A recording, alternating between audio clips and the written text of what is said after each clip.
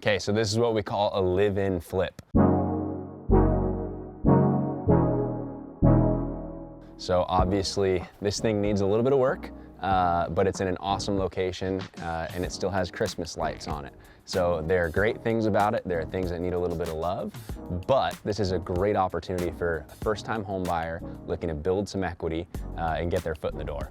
So when we purchased this house, there were multiple offers on it. When we say we purchased this house, I mean my clients purchased this house. There were multiple offers on it, and everyone thinks first-time home buyer, that makes it really, really hard. You can't get a good deal.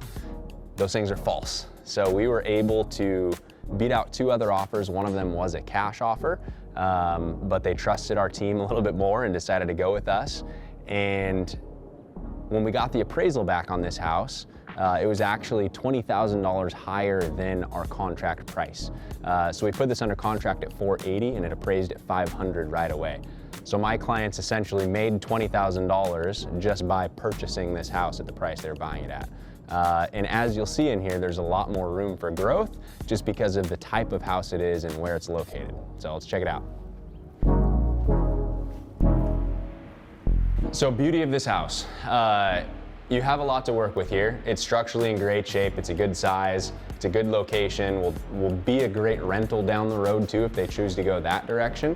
But having $20,000 of equity right out the get-go allows them to put a little love into this house and update a lot of things that are really going to drive the value higher. So we're talking about return on investment. Again, clients are putting down 5% on this property. So not a substantial down payment when you're comparing it to buying as an investor. They're coming in with less cash than you usually have to have, which saves them money to put back into the house, which is going to drive the value even further.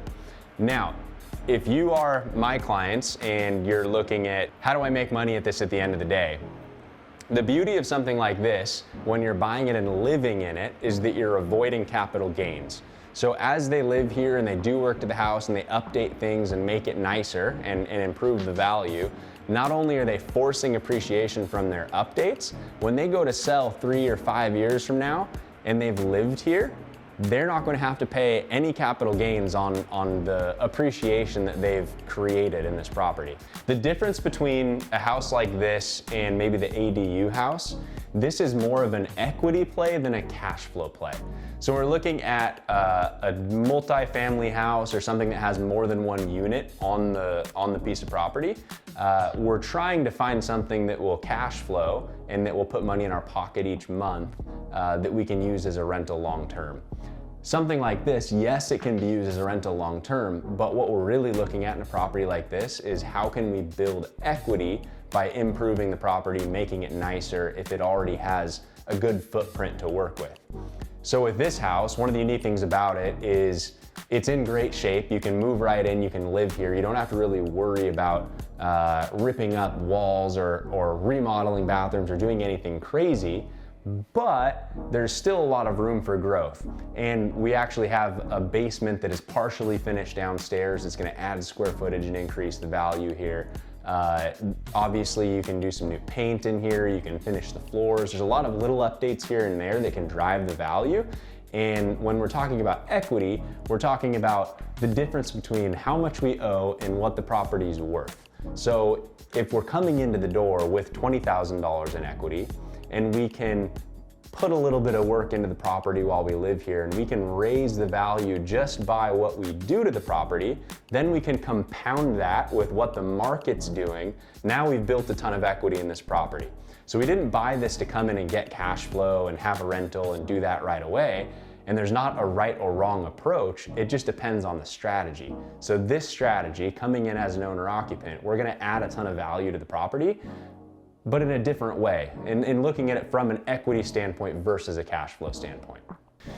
If you can find something that, I mean, this is, obviously the upstairs is nice and you're ready to go, but this needs a lot of love. So you're coming down here and there's floors ripped out and there's things that still need to be done to it. And most people will look at this and say, oh my gosh, I have to do these floors or I have to do this or that and this is gonna be a lot of work. But if you want to take that on, there's obviously a huge return for being able to do that. So yeah, you put floors in down here. Yeah, you rip out that carpet, put something new in, you paint it, you make this nice. All of a sudden, this is great square footage. It's gonna add value to your property. And that gives you an advantage as a buyer when you're purchasing something like this, is because the fear that the other buyers will have, maybe not starting or maybe not getting into this, you can take advantage of that and make the dollars and solve the problems that maybe someone else isn't willing to solve in a property like this.